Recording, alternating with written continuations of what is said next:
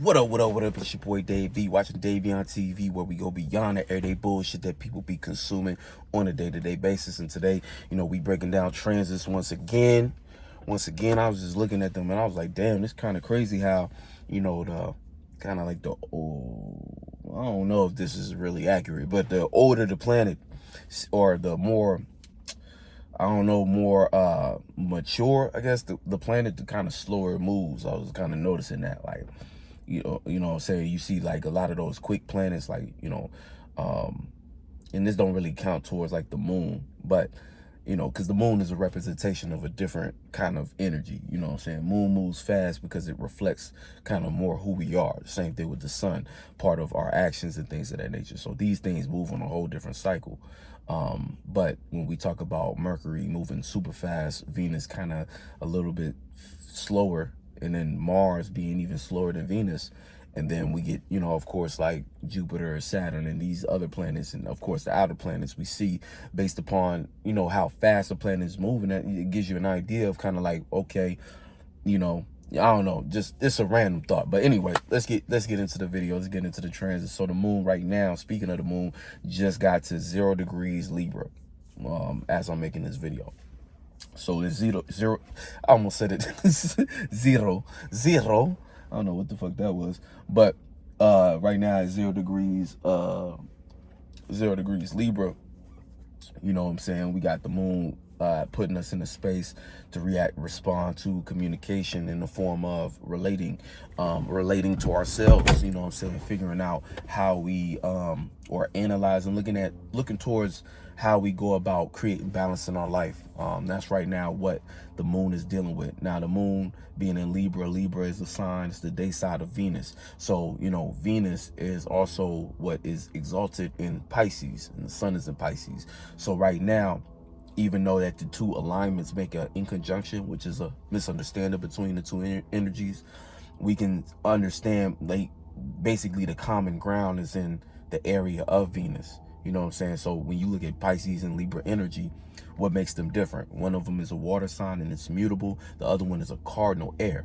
So when you look at these two energies, whenever they interact with one another, the misunderstandings comes from what the Pisces might cling to as connection, or, imagination and creativity, which to the Libra energy can look attractive, can look inviting. But sometimes the Libra energy being more correlated to air and much more of a masculine sign, it veers off in misinterpreting what connection is versus what relating is, because they're two different energies. And this is kind of the relationship between water and air, and where things get kind of messed up or confused. I spoke about this a while ago in a random video, but when the two are interacting, it's the difference between connection, something being connected to, and things being relayed as information, or things being more relational.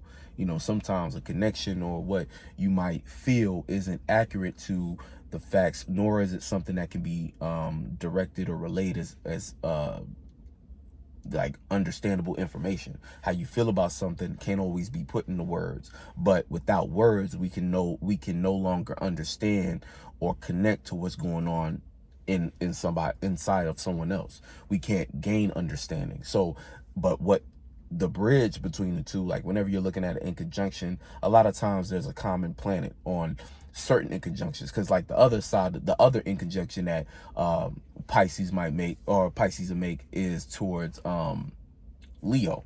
But even then, I not all the time, don't quote me on this, but it seems like there's always a planet that either they share through an exaltation that can be understood, or there is because I'm trying to think, even with like Aries, I know it's looking at Aries in conjunct Virgo, and so there's not always a common planet. But this kind of lets you know when there is, how certain energies as misunderstandings can kind of have a not necessarily easier time. I'm not even going to say it's an easier time connecting, but you understand what they could possibly connect through. I always think the best approach to astrology is not to rely so much on what people tell you is compatible with one another. It's more so about understanding the nature of the two energies combining. And also when you get deeper into, like, say, your alignments and things like that, the planets aligning, but also the nature of the energies they're in.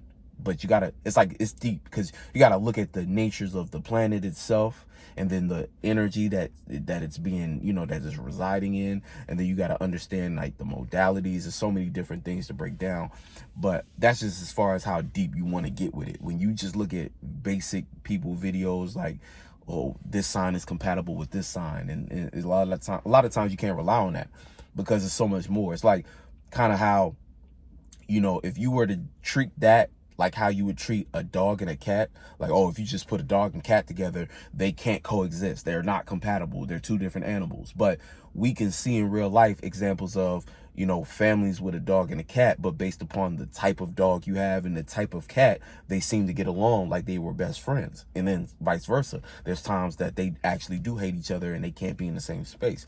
That lets you know that when it comes to natures and things of that nature, I keep saying things of that nature. Fuck that. I'm trying to get away with phrases I keep repeating. But when you look at things like that, you start to understand a little bit deeper about, or understand that, you know, you can't oversimplify things either. I mean, you got to keep things simple, but you can't oversimplify it to where you become ignorant or naive, and you don't, you know, apply critical thinking. You know what I'm saying? You got to apply critical thinking to certain things. When you see certain things exist within nature, you got to say, okay, well, if this exists, then, you know, how does it compare? How does it contrast to different areas of my life? You know what I'm saying? But, you know, you have to kind of have the awareness for it. You have to have the eye for it. And you know what I'm saying, to be fair, it's not always obvious, you know, but you have to be able to, that it's all about awareness. You know, that's what we keep on saying. It's all about awareness. How aware are you of yourself? And when you trace your own natures to a certain degree, you start to see different correlations in nature. That's why, like, a lot of times just being in nature will help you come to better conclusions on maybe what to do. And again, it's not about sitting in the woods and trying to contemplate, or running to the woods every time you got an issue in life, but it's about, you know, it's just understanding nature, being aware of what's going on around you, kind of being able to correlate things from the external, and from the internal external, vice versa, and then micro macro. You know what I'm saying? And as you get better with those programs within yourself, and you figure, it's like you develop a better language between you and God, or you and yourself. You know, because when you're talking to God, you're really talking to yourself. But depending on your level of awareness, that's the kind of degree or of type of communication you'll have. That's the quality of communication you'll have, whether or not the messages come through clear.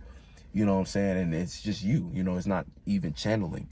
Channeling is something different, but it's a somewhat of a similar process, where you just getting in the space of another being. But, you know, that gets a little dicey, because that's when you start to take on someone else's biases, another spirit's biases, based upon what they experience.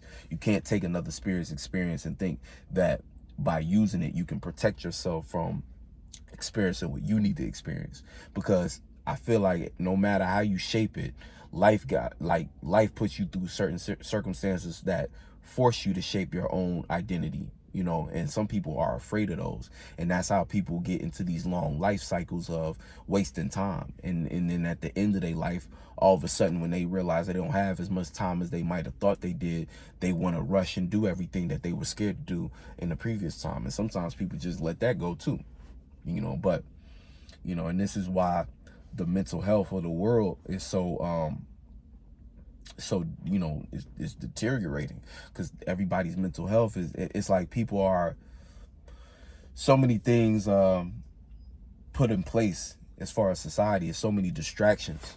People are so distracted that, you know, you either accept the truth and you start to dive into it yourself, or you reject the truth. Or maybe you're somewhere in the middle, where you started learning the truth, but you realize you were learning more than you might have been prepared for emotionally.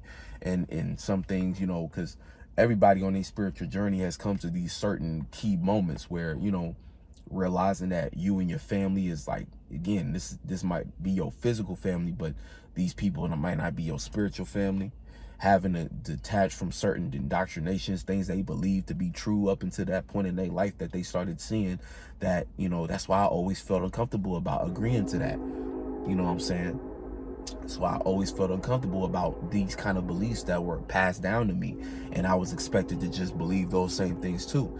And sometimes we get frustrated. We want to blame people. We want to blame our parents. Then we start to blame ourselves, and we understand. And again, that blame turns into, you know, true love and grace and acceptance to yourself, because you start to realize, oh, I was just following spirits. I was just following something, a light, a piece of information, something that, you know, was trying to lead me here all along. And then you start to, again, all this is developing your conversation, your language, your communication skills with God.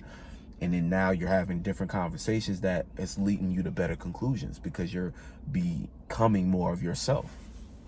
You know, and that's why even, you know, and again, astrology is just a tool. It has not, like, life has nothing to do with trying to, you know, be perfect with transits and stuff like that. A lot of times people, honestly, I'd say at this point, people are abusing that, because everything about what they trying to get from astrology is less about, you know, personal development, is more about what they can manifest from it. You know what I'm saying? And that's kind of like where things just naturally go, because we in a world that, you know, it seems like no one can get a break except for the ones who got enough money to. You know, everybody's just hustling. Everybody's in that survival mode, because the resources they've created and see, you start to understand control. Control to me looks like anytime you're able to limit the resources or access to a resource. You know what I'm saying? Limiting the access to a resource or maybe that's just a tactic of control, but you know, you look at what they do, they create a circumstance that feels like, and it might not actually be like this, it just feels like there's a scarcity. It feels like there's no abundance. It feels like if I don't, you know, get up and figure out how to make 3 businesses that can make me $250,000 in this amount of time before I'm this age, and, you know, I'm gonna always live this monotonous life of, again, I'm just going to work, paying bills, just so I can enjoy 2 minutes on the weekend that I'm probably gonna waste getting drunk and getting high. You know what I'm saying? Like that perpetual cycle, you know, always just behind my pop, you know what I'm saying? My grandfather used to say behind the 8 ball. You know what I'm saying? You just always behind the 8 ball, and you live your whole life to that, to the point you die. You know what I'm saying? This ended up being a little heavier than I thought, you know what I'm saying? Moon and air. But I think that, you know, it's important, because when it does come to Libra energy, it's right next to Scorpio. You know, Libras are extremely, you know, I always say they intelligent. They extremely intelligent, and when they want to be, when they high octave, you know what I'm saying? They so intelligent, they smarter than they own good. But it's like, you know, for the most part, it's right next to death, you know what I'm saying? And so it understands, and even the stories of Mayat, you know, heart light as a feather and things of that nature, you know, what that means, the essence of that. Of course, we know, oh, not to be too heavy hearted, but what leads to having a heavy heart, you know? And a lot of times even the most spiritual people still make mistakes in the sense of, you know, perspective, how we looking at our own situation a lot of times. And at that point, it's not even about mistakes. It's about choices and things that we choose to do that lead us down certain paths, that show us certain patterns, that teach us about ourselves based upon what thoughts and feelings derive and the information we derive from those. So all these different things, again, it's deeper than just making mistakes at this point, especially, you know what I'm saying? Especially if you've been catching the shifts and you, man, that's a big old bird, man. Big old bird in the sky. But anyway, you know, especially when you start catching certain things, and, you know, it's all about awareness. Like I said, these different things bring you to new awarenesses. So, you know, don't even shy away from mistakes. And shout out to Mello the Starman, because he been making some real good posts. But a lot of what he was saying was, damn, what was it? It was about, you know, never jump into a situation fully prepared, you know, because a lot of times and it's like what most people think is that they have to be overly prepared to jump into a circumstance, or to jump into a situation, or an experience, I should say. Jump into an experience. Before I could do this, I need to gain this much. and do the, you know what I'm saying, all this extra stuff. But when you realize is when you jump into certain things, you need to be open. You need to be open in because your eyes are more aware. Like that's why a kid retains or learns so much, gets so much information out of things. A kid jumps into something and it's like a world of wonder, and they able to come up with all kinds of different, you know, not only perspectives, but they're able to gain so much. And I think that as we get older, that's why it becomes harder to learn. You become way more stubborn and fixed in your ways based upon you holding on to beliefs, you holding on to certain things. So every experience you jump into, you holding on to so much that your level of awareness or ability to grasp your surroundings is limited, because you're only, you know, you already got so much in your cup. You don't have enough to kind of, you know, and sometimes, you know, again, it's all discernment. Because, you know, sometimes those things help you, you know, those guards that you put up help you. But a lot of what he's saying was things regarding to that, and I just wanted to kind of share that too. But for the most part, when you, how that relates to right now and what we're going through in the sky with the energies going on. So the moon in Libra, you know, it's all about relating, how we relate to ourselves. Like I was talking about that. That's a relationship with yourself. And that a lot of times is the reason why people walk around with heavy hearts. People don't know how to forgive themselves. People don't know how to talk to themselves. So when you don't know how to talk to yourself, you're not as clear or strong in your, you know, you might lack confidence. It might be a lot of different things going on that, you know, it just leads to you being distracted. Air energy is distraction energy. Sometimes air is intelligent, but when air is on a tangent of the wrong direction, sometimes air can waste time. Air can be too scattered also. Air can have ideas all over the place. Without, you know, what the Libra brings to the air is direction, the ability to initiate and keep some, you know what I'm saying, shoot something out in a direction. You know, Gemini is the ability to grasp, like I was talking about, that childlike wonder, or having that ability to grasp so much information and to be able to use it at will. You know what I'm saying? That's a powerful skill, but again, it leads to distraction at times. Now, the cardinal energy, sometimes it could be off in the wrong direction, but it always has the ability to spark something new. And that's its power as well, to be able to point in a direction. So when it comes to how we're reacting to things right now, the different conclusions we come to as far as what we're relating to, and, you know, its relationship to Pisces, what's going on in Pisces, we have to apply extreme discipline at the moment. Not extreme, you know what I'm saying? It doesn't have to be extreme, but I say extreme because the more you put into this, the much more smooth your new year will be. And I say that because, you know, don't forget, this is the last portion of the winter time.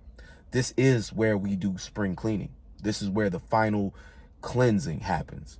So the cleansing in the area of Pisces, what keeps Pisces clean? Morality, the proper morality. A Pisces with a proper morality system or a proper belief system is one of the most powerful beings. And when I say that, every energy, every spirit accessing these different energies can create that experience of being, you know, being able to put together one, you know, being powerful within themselves. Like what I'm saying is, oh, not just because Pisces can be the most powerful beings, but I'm saying every, you know, I want to make it clear as a disclaimer, like every energy, like, but it's about what you do with the energy. It's not what you do, is how. So Aries could be the most powerful being if they were to put certain elements within their nature together. You know what I'm saying? So understanding, like basically playing out their natures, but in that higher octave sense. You know what I'm saying? But what I was saying kind of about this, because I don't want to get too distracted. But like, well, I'll continue on and so forth. You know, with Taurus energy. Well, I guess y'all got the concept. I'll be having to make separate videos for some of these things because I want to stay on topic. So, in matter of fact, I'm gonna make a note of that at 19 minutes. All right, but getting back on point. So when it comes to, you know, the Pisces energy, cleansing them, having a clear clean morality about your situation, right? You might be wondering, like, how do we achieve that? Like, that's something that you as an individual have to do. But whenever I'm talking about these energies, it's what things are prompting you to do. You know what I'm saying? It's like based upon the energies going on.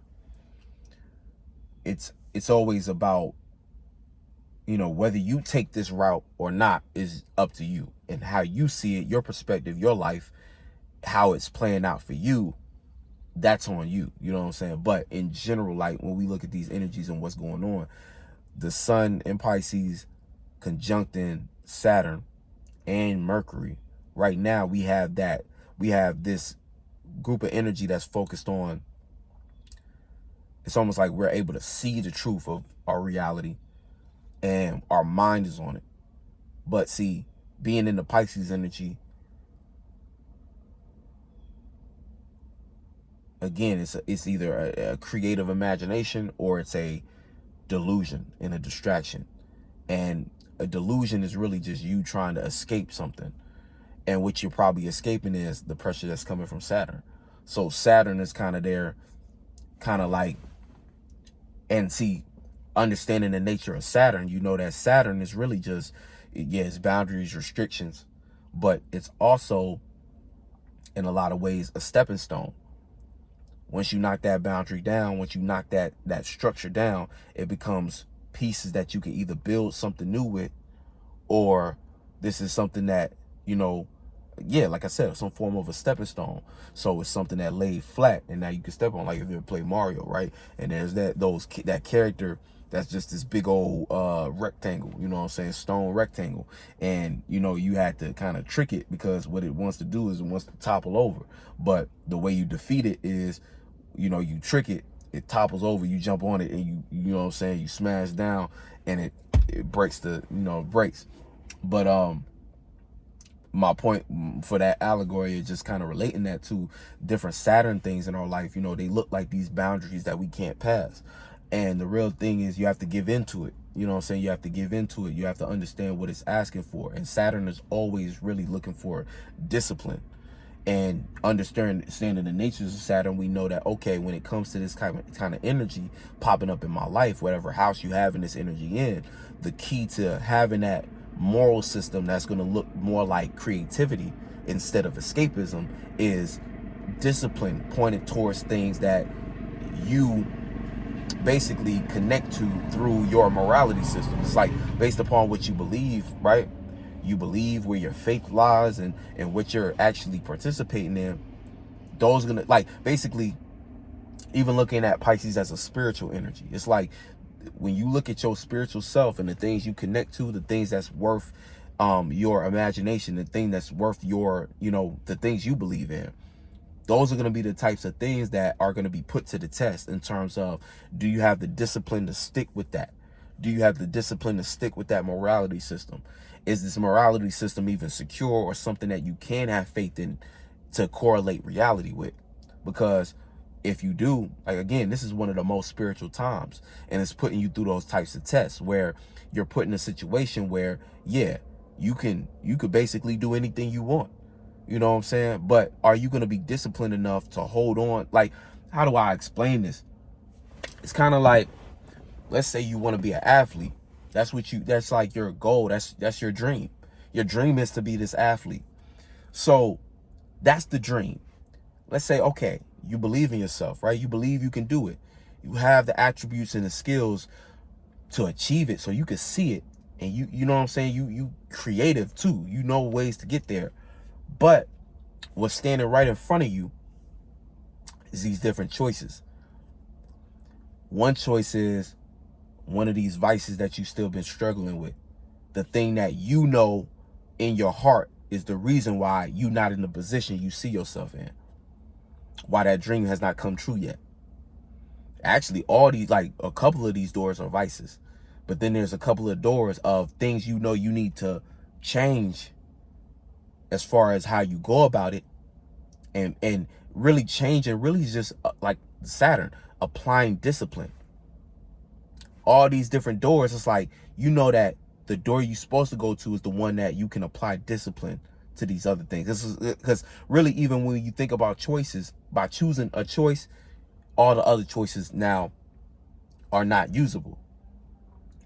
So it's like you have these different pathways you could take, maybe like 3 pathways, right? To keep it simple, keep the analogy simple. You have 3 pathways. One of them is continue on living life the way you are, but you know you're not really doing it to the fullest potential. You still got vices. You still got things that's distracting you. You got things that, you know, you desire. The other path is like completely, you know, it's the path of completely giving up, basically. Just saying, you know what, you know, I'm just not going to do it at all. So one of them is continuing how you going. But see, the problem with continuing how you going, you know that a new year is coming. You know, so it's kind of like the path of not making no real changes, and you continue kind of like a mundane path. I'll say it's the mundane path. It's the path where you don't take advantage of what you're aware of. Maybe you're not even aware of it. So you don't know enough of your natures that hold you back to make those changes. That's how a lot of people be. The other path is like completely, you know what, I don't even want to do this no more. It's too much. That's the escapism path. That's just planting straight up bad seeds. But then that middle path is where you would be at if you would just discipline yourself. AKA, as you pursue this path to be that athlete that you want to be, you're able to, you take your awareness and you adjust those different things. And see, a lot of that adjustment is going to look like you taking the spiritual route. You doing things more correlated to your spirit and what God needs you to do versus what your desires are saying. AKA, you might want to be that athlete, but what's holding you back in that path, in that mundane path, is your eating habits, your sleeping habits. You know what I'm saying? What you're not willing to, what you're low-key either overindulging in or not willing to compromise for. So AKA, these are the things that like bring you comfort and bring you those dopamine hits and stuff like that. Things that make you feel pleasurable within the flesh, right? And again, it's not about completely just abandoning what's the flesh, but we have to understand. Shout out to Saint Uno, because he made a video talking about, you know, giving your life to God, like AKA, and not in the witchcraft way of, you know, completely abandoning who you are and going to these church services to pay money and all this other stuff. But it's about understanding that your life is not yours, just like your thoughts and feelings. Your life is yours in the sense that it's you as a spirit. But when you are on a mission and you decide on a purpose, you basically giving your life to that. You propose to it. So your life has you have an obligation on a spiritual level, right? Almost like a contract that you sign, where you have to follow through with. It's almost like you have to follow through with that mission. AKA, this is when you get some kind of vision or inspiration that you don't know where it came from, but you can't stop thinking of it. And then you start to unlock an ability that aligns with that thing, to where it's like, that's literally God being like, look, I need you. And if you think about it, like, even like let's look at the witchcraft of people holding up signs on the side of the road saying, Jesus is coming, you know, or, you know, Jesus is coming back, blah, blah, blah, blah, blah. That's the way they saying it is from some kind of being dropping down from the sky, coming back to heal the world and make everything look like La La Land again. But when you look at the deeper allegory behind it and what it actually could represent, right, from a spiritual end, when you look at that concept, it really is speaking towards, we know Jesus in the Bible a lot of time is well, not a lot of time, Jesus in the Bible is correlated to your solar plexus, right? And we know that men in the Bible are thoughts, women are feelings. But before we even get to that whole, we look at that energy, that solar plexus energy, us, and there's so much more that I gotta like expand on, but just sticking with the keeping it simple, right? When we look at that coming back, it's a matter of, if we were to give our life to God, right, it's more like you understanding your purpose or your mission to the point where all the distractions that you choose over that mission again, having enough discipline to put those things in check so that all possibilities, and that's really what we refer to as God. When I'm talking about God, and when spiritual, you know what I'm saying, the subconscious community, you know what I'm saying, what we build on, what we talk about when we refer to God, we talk about all possibilities being played out through you. So giving your life to that, it's almost like you allow greater things to be put not only in your path, but as things you can even materialize. Because at that point, you're moving in a way in which you are, again, like I said, those things that distract you on a physical level that we think we need, these things become less, and what becomes more is things that satisfy your spiritual mission. And see, we start to experience us being provided for in the form of what we might call as blessings. But it's only a blessing because it's greater than what we could imagine being given to us, as far as opportunities that we manifest. And then if we pursue those things with the abilities that we've been expanding with and the wisdom that we know up until this point, this is us playing out that role. And we start to, again, when we play out our mission, doors open up that we couldn't imagine. Things start to happen that you would call miraculous. And it's not miraculous in the sense of it saved my life at the last minute. You know what I'm saying? Those survival stories are miracles. These are miracles as in you being able to look at your life and say, damn, like, how was I able to do this? I was able to afford all this, or I was able to reach this kind of space. And it's not about the money. It's not no amount of money or anything physical or material that we are really clinging to. But a lot of times it ends up playing out like that, or whatever it is that we truly deserve. You know what I'm saying? It starts to become things that you deserve. And if those types of things are in, see, it puts you in a position where you have the option to. It's not so much about that's what's going to happen. Like, oh, you follow these steps, you're going to be in a mansion. It's like it opens up more options for you to choose from that are in alignment with what you actually, like, who you are. Versus when you chase things, you're really setting yourself up, because there's no amount of anything that's going to get you like that level of satisfaction, because the space in which you're manifesting it from is coming from the awareness or the perspective of what can satisfy the physical, and everything in the physical is fleeting. So it's like even the circumstance that you get, you say you reach a certain level of money, you're always going to have to maintain that same thing, that same energy. And 9 times out of 10, when you in that mindset of chasing something, you had to put yourself in another space.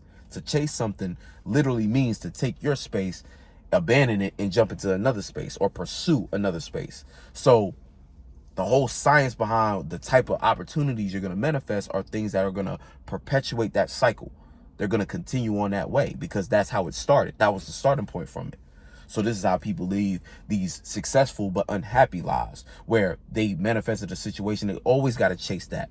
And eventually what happens is the spirit gets tired of that. So they end up manifesting a situation as they start to get older and just don't feel like doing all that shit again. They put themselves back into that natural space, and they end up manifesting, you know, people who do this early enough and are aware of it, they end up manifesting something that's more suited for them, where they can kind of fall back from the spotlight but still live a happy, quiet life. You might see them working at Target, but they might be the happiest ever at Target because that's what they spirit wanted. You know what I'm saying? And you don't understand it. You're like, man, you used to be on TV, you used to be on this stage, and you used to do this. And they like, yeah, but you know, I had a good time, but I took my money and realized, hey, it's not for me. Started doing something that was for me, and I'm happy now. And then there's also people on the other end who, you know, they just end up chasing something else, or they, you know, they realize that they, you know, once they can't maintain that, they don't, instead of falling, instead of allowing God to show them, you know, what it is that they need to be doing now, or what's the next thing, and instead of finding themselves, they might just lose themselves further, because they you know, their perspective of it is that they lost something, and that fame actually was them. And you know what I'm saying, these are the people who end up being, again, depressed and throwing their whole life away, getting hooked on drugs and stuff like that, because the fear a lot of times is what gets people. It's the fear of what ain't even happened yet, you know what I'm saying. But when, you know, it's crazy when you live in a certain lifestyle and things start getting snatched from you and you don't know why. And again, all the why answer is answered when you on your spiritual journey. Because that's like, we get to know in the why. You know what I'm saying? When you really in your spiritual bag, that's what happens. You get to know the why. You know what I'm saying? It starts to all make sense at a certain point, because you start to dive into aspects of yourself and your life, and then it's like it becomes clear. You know what I'm saying? At that point, it starts to become clear to you, and you start to know why, you know, certain things are happening that way, why, you know, why you keep repeating them cycles, like I be saying about, you know, that's really what it comes down to. You start seeing them cycles and you say, oh, this is exactly why my life plays out like this. This is exactly why I can't quite do this. And it goes, and then let's bring it all the way back to what I was saying about this time period and why it's special in itself. Is because with the sun in conjunction to those planets, we seeing in real time the discipline required to actually bring our dreams to life. Because it's like, why is everything, because I always felt like the 12th house, and when we talk about Pisces energy, is vague because it's talking about dreams. What are dreams? Everybody talk about dreams. Dreams are different to everybody, but see, dreams are an extension of our piece of all possibilities. A lot of times our dream, if you have, you know, our parts of our paradise. Now, some people have nightmares, but some people's these nightmares, again, are a reflection of what they think is their piece, or what they deserve as far as a piece of all possibilities. People who live in this internal turmoil don't know why their life is the way it is. Again, look at what they dream about. They might dream a nightmare and think it's a dream, but they don't realize that they really just playing that out. They think that that nightmare is peace, the peace of all possibilities that they deserve. They just don't. Again, if you're not subconsciously aware, if you're not in that space and you're going through the process, the shadow work, you're not even going to peep the correlation. You're not even going to see, wait, what you mean I can change my dream, or I can make my dream look better? I thought this is just what I deserved. People's dreams that become perverted and become ones that look like them trying to hurt other people. These are people who just, again, they subconscious is fucked up. It's flooded with a bunch of murky water. And see, right now, like I said, it's part of this is where we learn how to purify that space. We in Pisces season. The sun is there. You know what the sun does? It can purify based upon perspective, based upon what it's looking at, based upon where it's applying action or it's applying heat. You know, and we just are focused here. So the focus is what can help shine that light in that space and be like, oh shit, we got to clean this up. But again, the beautiful thing about this time period is we have Saturn there. So through discipline, if our moral system isn't clean yet, discipline can help clean it, can help cleanse. Discipline can help. Restriction, understanding reality or looking at reality. But again, in looking at reality, the potential for the opposite energy is opened up, where we might get extremely afraid. And the afraid energy might play out as you thinking you handling things, like, but it's more of an attitude like, I mean, I could still do that old bullshit and do what I want to do. Like I was saying, that distracted path, that you know, that path that looked mundane. Or again, the more extreme version of that, escapism. Fuck all that. I don't want to change yet. I don't want to do that yet. I don't want to expand in that way. And see, all this energy is sextiling Uranus and Jupiter. So expanding on individuality, or expanding on what we need to separate from, in a sense, what we need to change. The opportunity to be aware of that is opened up. Whether we take that or not, back to what I was saying, is up to you. What are you going to choose to be at war with? And it better be everything that don't look like discipline in your life. Everything that don't look like you abiding by what you claim to have faith in, or what you believe. If you believe yourself to be that athlete, then you need to have faith in the things that you need to separate from in order to get there. Because that's and that right there be everybody issue with getting anywhere in life. We don't have enough faith to put ourselves through what we need to go through in order to get to the space we desire to be in. And again, I don't even want to use the word desire, but it's a form of a desire. You know what I'm saying? All these energies desire something. Second you get into your zodiac, it's a desire there. That's what that is. But again, your spirit is not that though. So this is where we get into the concept of spirituality and how it's not astrology. We're not saying astrology is spirituality, or just because you know where the sun moon is at, you're spiritual. No. That shit is entirely different. Astrology is a tool. What we've been saying, it's just a tool. That's it. So when you understand that, then what's that tool for? Now you asking the right questions.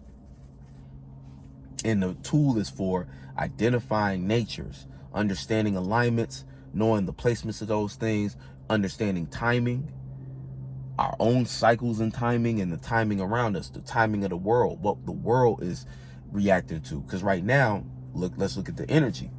Right now, it's a lot of Venus energy in the sky. Venus itself is in Aquarius. So our love, our pleasures are in air, but our focus is in water. Again, now the Venus in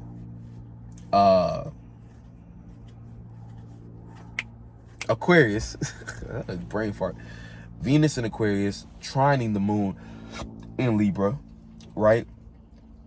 We have the gift to not be so emotionally attached to our pleasures, but we might still be airheaded about them. So you might think that, well, I just want to do this and it doesn't actually affect anything in the long run. See, this might be a form of you overindulging. You know what I'm saying? We might be real inclined to overindulge and not understand the consequences of what we're overindulging in.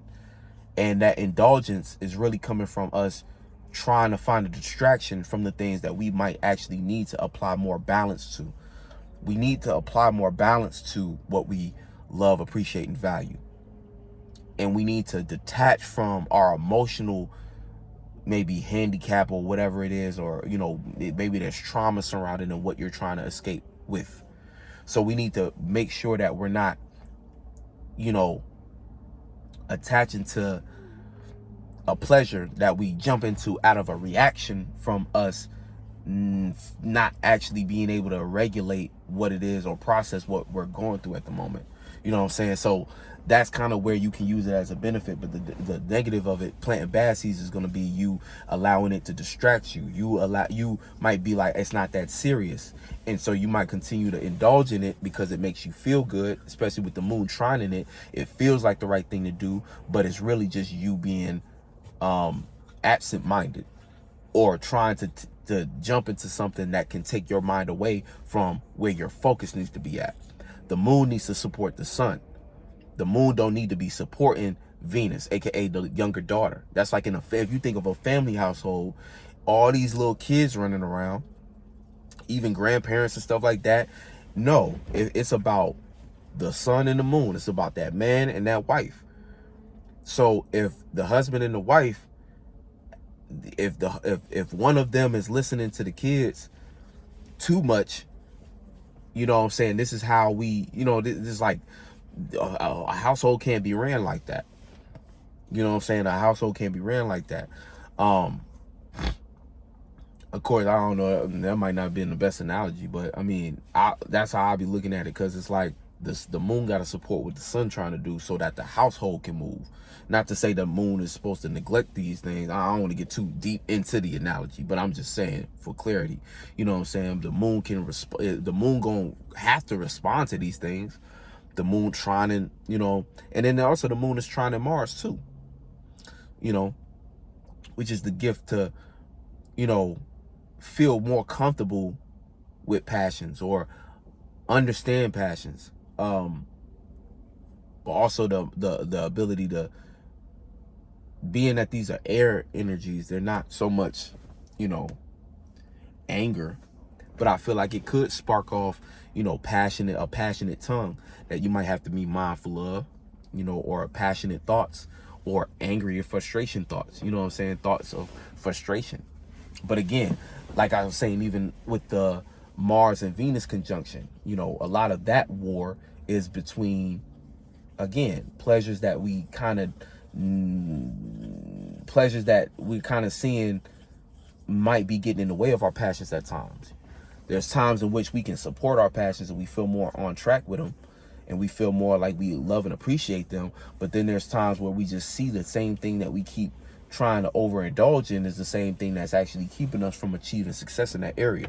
So it's kind of like a lot of this is like things that we have to just decipher through in our individual lives. Like, you know, but really right here, I'm just painting the picture so that we can see what we're experiencing. And then from there, based upon what you're going through, you're able to make different correlations that refer to you, you know. But these are the conversations going on in the sky where, you know, Venus, you know, Mars and Venus trining the moon. You know, we can feel real comfortable with these things, but be careful what you feel comfortable with in terms of, you know, pleasures, and over love and over appreciate and over valuing something that you might not consider, because that's the thing with air and the difference between water. The air might not consider its effect and how it can reverberate. You know, like water is always connected to how things are connected. So it's like they understand if this droplet hits the water, it's going to create waves. Air doesn't always look at life like that. Air is just like, air is everywhere anyway. So it's like, I'm already everywhere anyway. What does it matter? And that's where water might have that argument with air, like this is why it matters, or this is why it should matter, because it's affected. You know what I'm saying? So the misunderstanding is more so in, you know, maybe not understanding how decisions you're making at the moment are affecting certain things. You know, moon is also opposite Aries, where we have Chiron and we have the North Node. So again, feeling more comfortable with maybe doing something correlated to the South Node because it's conjunct in the South Node, or you know, being opposite to mistakes at the moment, being, again, overthinking something that you might be afraid of because you don't want to experience something. You know, that's unknown. I might want to think about it a little bit more, or kind of play with my thoughts a little bit before I jump right in. But whole time, like, you know, you need to be, you know, it's all about, you know, not shine. You know, right now, again, it's spring cleaning time. So, and it's waning time as well. So this is all about the release, you know, the release. We have to continue to release these things. And it's coming off the Virgo full moon, which is, you know, understanding those patterns and routines and things of that nature that we might need to actually, you know, we had to be satisfied with what we were working on and what we are set to figure out. So with the air energy right here, Libra, it's like we need to use some of that intelligence or the initiation of a conversation or a way of relating to what we're dreaming about or what we're building as a dream. We need to repair that relationship or pay attention to that relationship, address that relationship. How is my relationship to my dream? I truly must hate my dream if I choose these other things that don't correlate to me on that path to get there. You know what I'm saying? Basically, like I was just saying about I forgot what I was referring to you know, your mission for God, your purpose and stuff like that, and how your life is not yours. And see, when I say that, it might sound funny, because even as I'm repeating it, or when I read the title, I was like, you know, it sounds funny because it's like, what you mean our life is not ours? I don't want to make it seem like, you know, you got to give your life away to something. But again, it's almost like when they say serving two masters, right? You either serving the flesh or you serving your spirit. The flesh is not you, but it's what the spirit is utilizing. But that's what happened when we came here. We got confused. We forgot. Or y'all forgot. You know what I'm saying? Y'all forgot that, oh, I'll say we, because I'm here with y'all too. But it's like we forgot that, you know, we had to serve our spirit. And that's our connection to all possibilities for it to play out. And that's what, you know, that's that concept of God. So it's like, you know, again, it sounds funny, like, oh, you giving your life away to God. But again, Even if you look at it, because this is what Saint said in the video too. It's like when they say you signed your life away to the devil. Like, what does that mean? That means you sacrificed your spirits. You sacrificed your body, your mind, for what you could gain on a physical level. That's what we saying when we say, oh, you signed your life away to the devil. You signed your soul to the devil. What does that mean? That means you said, I want this desire in the flesh. So fuck spiritual peace. Fuck what I might want to do with my time that look more correlated to my purpose. I want to just do everything in my power to get to that physical belief. When you do it the reverse way, though, you sign your way, your way. You say sign away your life to God. This is you committing to yourself, almost like a form of, I'd even be saying self-love to a degree. It's like you committing to yourself to the point where you like, my spirit came here to experience certain things. Therefore, there are certain things I need to be disciplined on. There's certain things I have to sacrifice, because both come with a sacrifice. But one of them, you're sacrificing things for the sake of something physical outside of you that will fleet, will die, will transform in your ass, and 9 times out of 10 not bring you no fulfilling. Because again, oh man, I wish I had, well, think of it this way. You satisfy the body, it's like, you know what? It's like buying an apartment. It's temporary. You satisfying the body, signing your life away to the devil, it's like renting an apartment, which at a certain point, you realize just how temporary an apartment is. Versus when you sign your life away to God, or commit to God's plan, or not even God's plan, but commit to, it's like really like committing to yourself, committing to your spirit, whatever you want to call it. You're putting down on a house, which is something that could potentially be permanent, something that you could fix up later. You know what I'm saying? As much as you fix up a apartment, you don't own it. So whatever desire you chasing, you don't own it. You'll never reach it. You'll never be like, oh yeah, I own this. You'll never own it. Versus a house, things you do for God, again, as a spirit, you just really gaining experience. You expanding in ways. You doing different things like that. That's like, you always gonna have something to add to the house. Whether it be a new window or renovating the kitchen, we gonna, you know what I'm saying? You gonna own it one day though. At one point, and owning it is really like owning your own life. Saying, well, I get to spend a majority of my time and energy in my life doing more of what I love, what's aligned with me. That's like, again, putting down on a house. And through that, what do we be doing down here? We be building our next body, building our next mind. So the things you take, or the things that develop from you on this journey, look like that. You developing your next lifetime. You working on your next lifetime by being able to enjoy this one. You buy an apartment, you chasing physical things, you never gonna own it. And when you die, the only thing that's gonna be on your mind is more of the things that is probably gonna bring you further back away from it. Because you was probably stressing so much to keep it. So you come into the next lifetime looking crazy. I was supposed to do this in the beginning of the video. I forgot.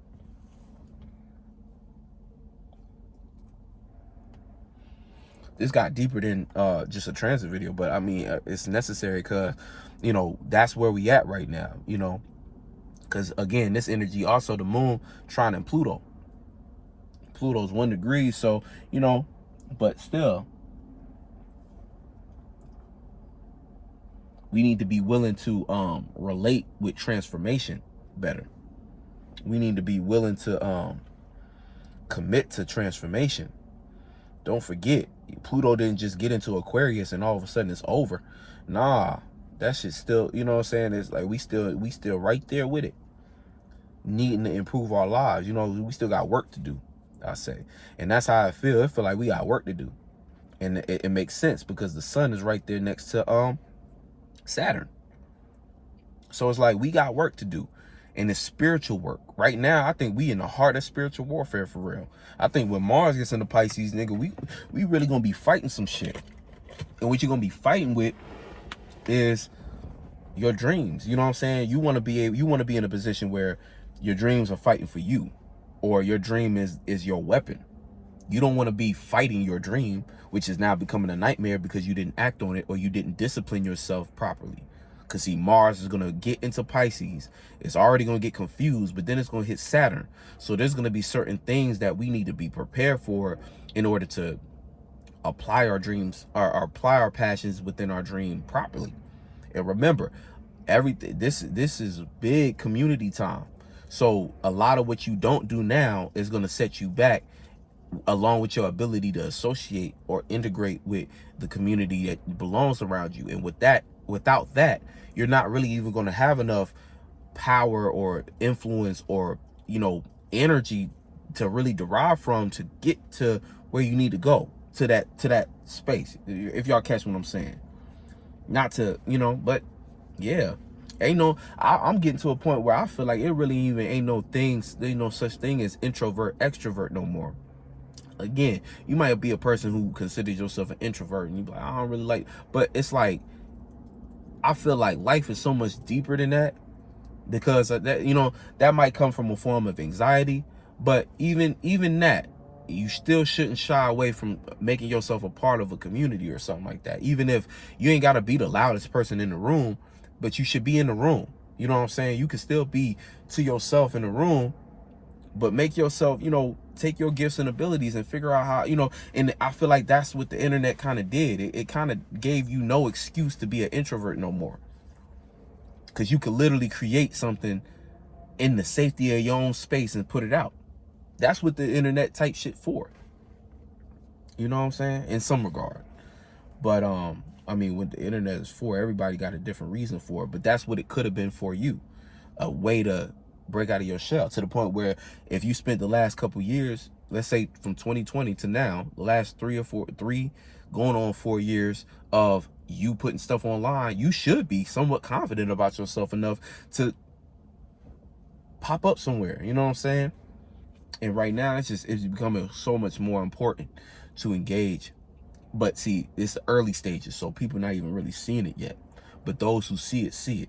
Those who get it, get it. You know what I'm saying? Like, if you already been paying attention, you understand why. Because the truth of the matter is, nobody can do it alone. And what we up against ain't really even, like, not to say it like that, but yeah, in the form of what we're up against, like I said, it's spiritual warfare, fighting for space in people's minds, in minds. You know what I'm saying? We fight for minds and space. It's real. Minds are resources. You know what I'm saying? And it's like,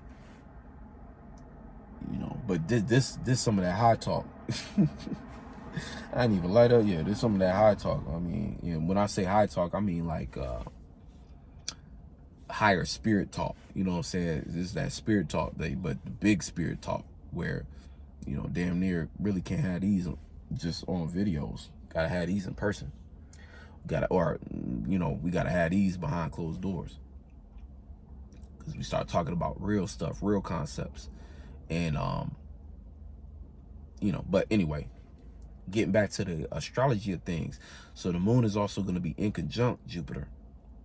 And, in conjunct, Uranus. So notice that all the Venus energies seem to be in conjunct in each other. You know, Pisces, well, I mean, this naturally happens, but we have planets in all these areas. So there's a big misunderstanding in what we actually need to support, what to love, what to appreciate, and what to value. There's like a very strong underlying misunderstanding. So we need to be very aware of where we're placing our appreciation. Also, like, where we're in, more so in the sense of, what do we need to discipline? We need to be looking at everything as, what do we need to discipline in order to expand ourselves? What do we need to be opposing against in order to change ourselves and grow? You know what I'm saying? And those thought forms that those thought forms will take us. That was another way of, this almost sound like a accent. Take us. But no, those energies will take us down the right line of reasoning to kind of be like, okay, yeah, let me jump, let me stop doing this, let me do more of this. And it's not gonna be easy. That's the biggest thing. It's not going to be easy, but us doing this during the waning period is good, because that's what the waning period really is. It's all about detaching or releasing. So this is what we need to release in order to get to a clear space for the new moon to really set in hard. And then that'll lead us right into the new year.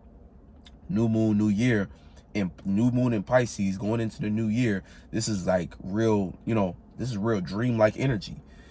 The sun is shifting to Aries right in the midst of our new moon, our Pisces new moon cycle. So literally dreams come true through a form of warfare, birth. That's like really the birth of new dreams in a sense. You know what I'm saying? Not to get too superhero like when it comes to these transits and shit, but that's literally what it is. But what it's going to take to get there is the progression happening now, or the moment now, you being present and you being focused on that.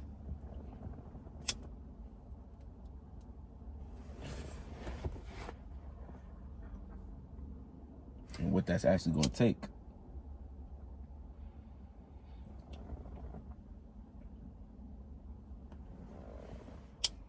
You know what I'm saying? So don't lose sight of that. Like,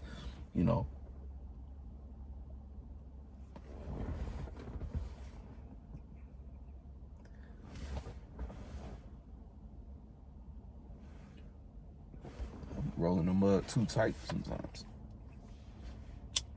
But so that's what's going on that end, that we need to be aware of.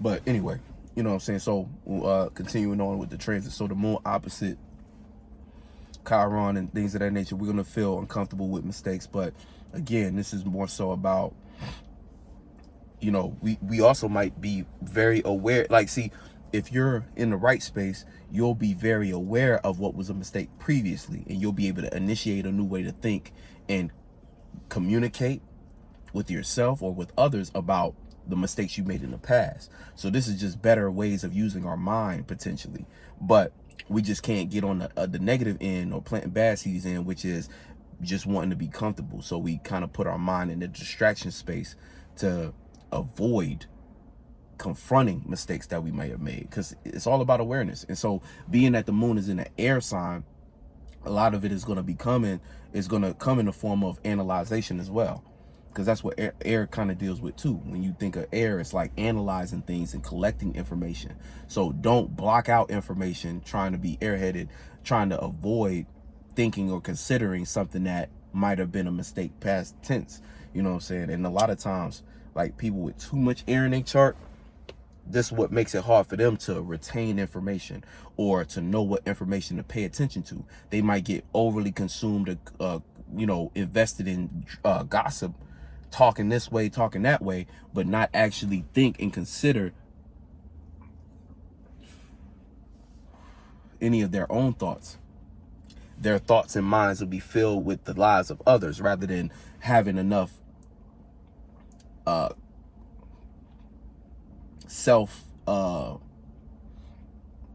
it's like their minds will be consumed with so many other people's lives instead of considering their own. And this is where you get a person who, again, an air sign who just really lost. And like, this is really where airheaded come from, because it'll be like you start asking them about themselves and they can't even answer a question because everything on their mind is what was on other people's minds. You know what I'm saying? That's in the extreme cases. If you got a whole lot of air in your chart, and the reason for that is because water connects you to things. It also gives you identity through memory. You remember things, and those things kind of shape your subconscious to be, and then those turn into motivators for your expressions. Now, people with too much, air and fire is like, or what fire brings to the chart is identity. Being able to say, I am this, not that, is a separation, the war aspect, the uniqueness. And then earth grounds things, you know what I'm saying? So earth brings identity, but through what it can materialize and what it's been through, what it can actually say, I experienced this, you know, in physical, you know. So and that could be in where that goes sour is making an identity based upon too many things that you actually did in real life, but no inspiration or nothing coming from a space of like, you know, what you could be, potential. So if you're a earth dominant individual who ain't did nothing or ain't got nothing going on or don't have no sense of self, like it's almost like to create your sense of self as an earth dominant, it's more so based in, you know, you need to build something, whether it don't have to be worldwide and something, you know, crazy, but in your own little life, you have to have done something with your energy and time into something, whether it could be just making videos and stuff like that. You did something, you have something real that exists, you can say you know, that's part of what shapes you, you know.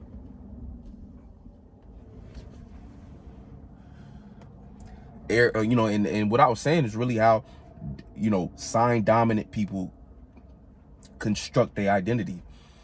And it's not all about that, but it's just what you need in order to come to those conclusions that help you shape your identity. For instance, fire, being able to separate, fire dominant, being able to separate yourself and express that helps you form your identity. Water, what you can connect to, and it becomes your belief, and then you can soak in that, you know, and what you remember from that, you know what I'm saying, what those experiences take you through, those things make, you know, help you shape your identity. And then air is information, you know, you just gotta, you know, information though, you know, what you learn about, what you're around, and what you analyze, and what you even communicate about or receive communication about. These things is how you shape that. But again, you still have to have those conversations, whether with yourself or with others, you know. But it's about what you consume though, because you might consume a bunch of bullshit, and that's how you form your identity, around bullshit. Fire, you might just see yourself in a fucked up way, or want to be seen in such a way that you know. Water, you might be so emotional, so attached, you become something else. Earth, you might be, again, you could go your life and you might not feel like you did anything, so you lack, you know what I'm saying, you build a reputation about that, or you do a bunch of physical things for the money and you become your desire for money. You start to identify with your desire for money or desire for something physical, to where people look at you and they're like, no, you know, like what? But yeah, Libra is a deep energy though, you know what I'm saying. It's a deep energy when you really consider it, you know what I'm saying. But you know, because it's all about how you think to yourself and how you communicate to yourself, and that can get, you know, again, if wrong train of thought, you go down a thought pattern and it's just, you know. But all that aside though, you know, so that's kind of that's what the alignments are pointing to at the moment, you know. So be aware of that. Yeah, be aware of that. Still coming off the full moon, so you know, we still getting reminiscences and things like, but it's all correlated to patterns and things of that nature, like, you know, correlate things back to patterns. And that's the best way to kind of determine where the balance is needed, because if you see certain patterns playing out, you know that is not a pattern that's going to get me to that dream being manifested or materialized. So I have to switch up that entirely, you know. And again, you don't have to destroy everything, but you do need to make those adjustments. Again, it's balancing things. So, you know, and figure out how you need to relate to that dream in order to get it to materialize, rather, you know. As you do that, that's going to lead you down, oh, this is how I need to balance myself out, you know. But don't get, you know, again, don't let the what you might feel like is a need for support or a need for something, a want, a strong want, the pleasures that distract you from that goal and things of that nature. Have more faith in what you can achieve by using discipline than what you miss out on, you know, worrying and being concerned about what you miss out on by not having that quick pleasure or that instant gratification. We've been talking about instant gratification needing to be checked for a long time, but it's real important now. You know, we really need to make sure that we are paying attention to, you know, or just allowing ourselves to stretch that time out a little bit more, figure out how we can get back to that, because these are the types of things that's going to be used as a control mechanism for the new world, you know, because there's going to be so many, you know, at this point, nobody even, well, I'm gonna make a separate video about that, because there's certain control tactics that are natural, you know, reactions based upon what we've been exposed to, you know, the technology and stuff like that. And see now, especially during this season, being election season, and you know, all these different things, and we see what they're trying to do with different forms of new technology, you know, figuring out how to regulate basically these new technologies. They're going to use what people have become so addicted and accustomed to, you know, those things, to basically just control people. You know, that's the essence of it. But anyway, much love. I'll catch you on the next one. Peace.